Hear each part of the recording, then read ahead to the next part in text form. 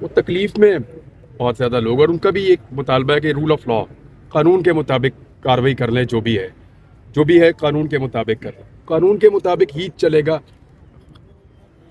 कानून ही रास्ता है आगे बढ़ने का, और कोई रास्ता है नहीं। वो लोग भी ये बात कर रहे हो, ये बात माकूल लगी, बहुत माकूल बात है, लेकिन जो गलत था वो उस दिन रात को हुआ, जो नहीं होना चाहिए। इमरान साहब, माजी के आपके बयाने को इनके काज को शदीद नुकसान पहुंचाए, तो उस बारे में मैंने उनसे माफी मांगी है भाई।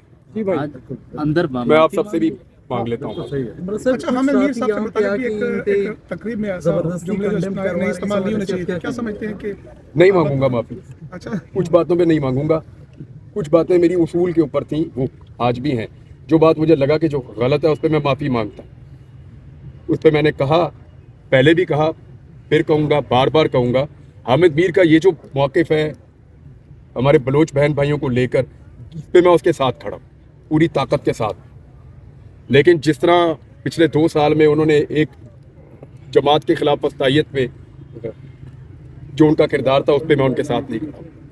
कुछ चीज़ों पे खड़ा हूँगा, कुछ पे नहीं हूँगा। इमरान भाई, और ये इख्तिलाफ़ राय रहना चाहिए, हामिद मीर साहब को भी मेरे से होना चाहिए, और मैं उसको वेलकम करता हूँ, और मुझे भी उनसे होना चाहिए। और वो जो एक जमात के एक प्रोग्राम में आपने जो अल्फाज इस्तेमाल किए थे, टाउट इस तरह की, आप समझते हैं कि इस तरह जुमले इस्तेमाल मुझे नहीं होने चाहिए? कत्ल करने की कोशिश की गई थी, वो किसी वक्त के लिए छोड़ रखे, यहाँ मैं किसी और मकसद के लिए आया। इस तरह के इमरान भाई, जो आने वाले दिनों में आप समझते हैं कि आप पाकिस्तान की एक तमन्ना आवाज हैं, तो ये जो मजलूम लोग हैं वक्तन फवक्तन अपने प्रोग्राम्स के जरिए भी हाँ बिल्कुल, मैंने उनसे ये प्रॉमिस किया कि रूल ऑफ लॉ के लिए मैं बोलता रहूँगा, और जहाँ ज्यादती होगी उसके खिलाफ मैं जब बोलूँगा बात करूँगा। अच्छा, इमरान रियाज साहब, आप माजी में इस तरह के, इमरान रियाज साहब, आप आज आपने कहा कि मैंने माजरत की है उनसे गुफ्तगू, और लेकिन जो हम में से कुछ दोस्तों ने तो यहाँ पे आके जो आपके ही सवाल का जवाब, क्योंकि यहाँ से भी वही सवाल हो गया, सवालात वो मैंने उनसे कहा, वो मुझे बहुत दुख हुआ सर आपसे, बहुत दुख हुआ मुझे। किसी को अगर आप चोट लगे तो उसको मरहम नहीं लगा सकते, तो उसके जख्म को नहीं कुरेदना चाहिए। सर आपसे एक सिंपल सवाल है, यहाँ से स्पीकर उठा के ले जाना है, ये पाकिस्तान रियासत क्या हमें बताना चाहता है? स्पीकर नहीं उठाने, देखिए वो तो छोटी बात है, जो टॉर्चर हुआ वो ज्यादा अफसोसनाक था। मैं बोल रहा हूँ कि वो गलत था, लेकिन आईजी इतने आराम से कह गए कि कोई टॉर्चर नहीं हुआ, मेरे लिए तो बड़ी हैरत की बात है। ऐसे कोई कैमरे में कैसे सामने आके वो झूठ बोल? हमारे सर अभी तक 8 बंदे हॉस्पिटल में एडमिट आपके हवाले से भी कह रहे थे टॉर्चर नहीं हुआ, जब आप 140 दिन लापता थे, 25 किलो आपका वजन कम हो, उनके बातों पर भी जुडिशरी एतमाद कर लेती है। इमरान भाई, कोई बात नहीं, जुडिशरी ही आपकी आखिरी ऑप्शन होती है भाई, और कोई ऑप्शन आपके पास होता नहीं है। तो अदलिया से ही तो आपको उम्मीद होती है। तो ये मामला सॉर्ट आउट कैसे होगा इमरान भाई? एक तरफ एजेंसियां हैं जो कि इन लापता अफराद को लापता करती हैं, ये यहाँ पर मुजाहरा करने आते हैं, हम देखते हैं कि जमहूरियत है, किसी को रेड जोन के अंदर बुलाकर बिठा दिया जाता है, इनको यहाँ पर नहीं बैठने देते। रूल ऑफ लॉ से होगा भाई, मैंने पहले भी कहा कि रूल ऑफ लॉ से ही होगा। जब हम तय कर लेंगे कि ये मुल्क कानून के तहत चलेगा और कानून की हुक्मरानी होगी, तो फिर ये मुल्क चलेगा। अच्छा इमरान भाई, चीफ जस्टिस खुद से बलूचिस्तान के हैं, लेकिन वज़ीर आज़म भी बलूचिस्तान होने के बावजूद, यार वैसे काकड़ साहब को तो मैं इधर ये दुकानों पे देखता था, इधर बैठ गए हमारे साथ चाय पीता था। ये तो मैं वापस आया तो पता चला कि वज़ीर आज़म बन गया। वो क्या वो इतने बाइख्तियार हैं? वो काकड़ तो मिलने के बाद चाय के होटलों में हमारे साथ बैठ के गप्पे लगाते थे। ये तो बड़ी सेफ जगह, इधर आ जाए ये तो।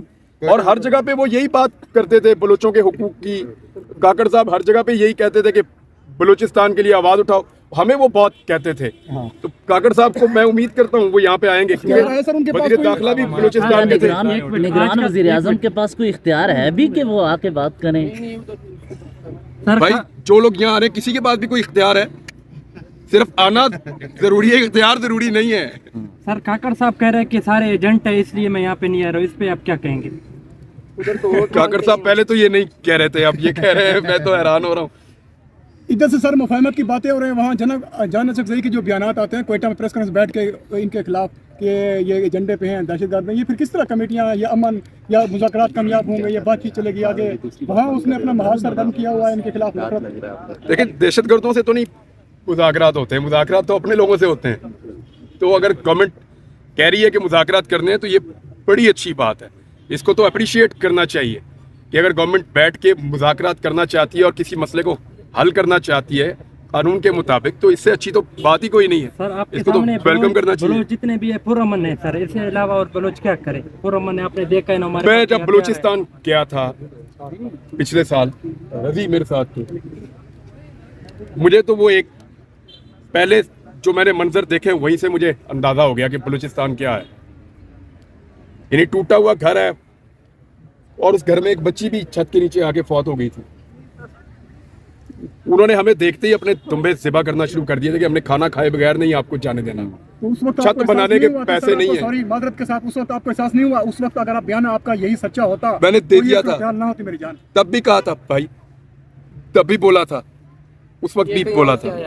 तो वो बड़े मेहमान नवाज हैं, बहुत मेहमान नवाज हैं और बहुत बड़े दिल के लोग हैं। अभी मैंने यहाँ इनसे बात की तो उन्होंने कहा हमारा दिल बहुत बड़ा है, हमारा दिल बहुत बड़ा है, सिर्फ हमारे लिए सब लोग आवाज़ उठाओ कि हमें इंसाफ मिले, वो ये बात कर रहे हैं।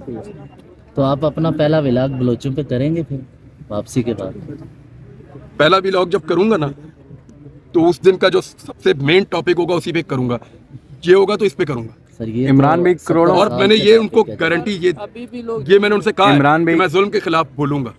इमरान भी करोड़ों लोग आज भी आपके मुंतज़िर हैं कि आप दोबारा वापस आएं यूट्यूब पे और उसी तरह गरज के साथ दोबारा हक और तो सच देखो के मैं अब बाद ठीक बोलना शुरू हो गया हूँ। माशाल्लाह। पहले जो लोग दोबारा मुझे कब मिले आ रहे हैं उनको सर? idea है दोबारा कि कब आ रहे मैं इतना अच्छा नहीं बोल पा रहा था, जी लेकिन अभी मुझे थोड़ा सा इशू हो जाते हैं अभी भी छोटे मोटे, तो वो अल्लाह करेगा इंशाल्लाह चंद दिनों में ठीक हो जाएंगे। और इंशाल्लाह। जैसे ही ठीक होंगे मैं आगे अपना काम करूंगा।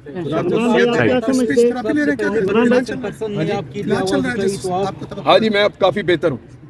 सर एक आखिरी बात, हम सोशल मीडिया के जरिए आपका और हामिद मीर का दोनों का शुक्रिया अदा करते हैं कि आप लोगों ने यहाँ पे आके हमारे लिए इज़हार यकजहती किया। बहुत शुक्रिया सर, मैं पीर साहब का एहतराम करता हूँ इस मामले में बहुत ज़्यादा, और मैं अप्रिशिएट करता हूँ कि उन्होंने ये आवाज़ उठाई और वो इस मामले में कम से कम इस मामले में बहुत संजीदा रहे और इस मामले को उन्होंने हमेशा उठाया। सर कुछ एंकर्स की तरफ से यहाँ पे आकर जिस तरह के सवालात किए गए, क्या नामुनासिब, कहना चाहेंगे? नामुनासिब। मैंने कहा ना कि मैं मिसाल एक दे देता हूँ लेकिन वो यहाँ पे फिक्स नहीं आती। आपने देखा है कभी इंडिया में किसी को पकड़ लेते हैं, मुसलमान को कहते हैं जय श्री राम कह, नहीं तो मार देंगे। मुझे तो वो सीन याद आ गया था। इमरान भाई ये लोग मुज़ाकरात इमरान भाई आज ये मुज़ाकरात किससे करेंगे? हुकूमत तो डमी है। नहीं, कभी भी ऐसा नहीं होता, जो भी आएगा वो कोई मैंडेट लेकर ही आएगा। इमरान भाई आज दोबारा शाह महमूद कुरैशी साहब को रिहाई के बाद दोबारा गिरफ्तार किया गया, इसको आप कैसे देखते हैं? सर पुलिस ने उनको जबरदस्ती खींचते हुए बहुत बदतमीजी की। पीटीआई के खिलाफ मैंने जुल्म वो और जबर मंजर कम नहीं हो देखे शाह महमूद कुरैशी साहब वाले, ये सारे मनाजिर देख के डरना उनको चाहिए जिनकी अगली बारी है। रहा। Thank you so much. खुदा आपको सलामत रखे। ये आया था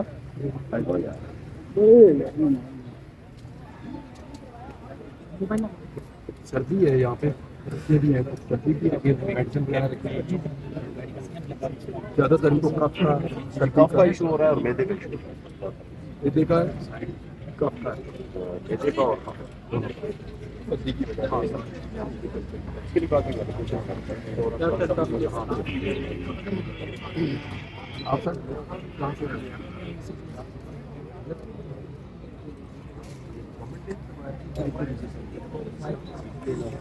ऊँचे बोलने में उनको दोहराना भी समझ में आ रही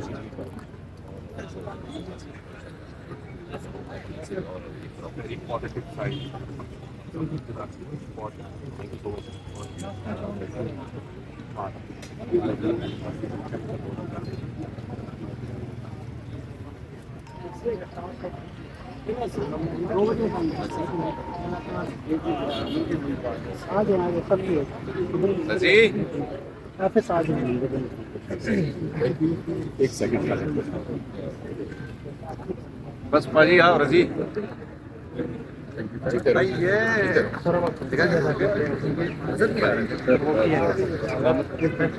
आज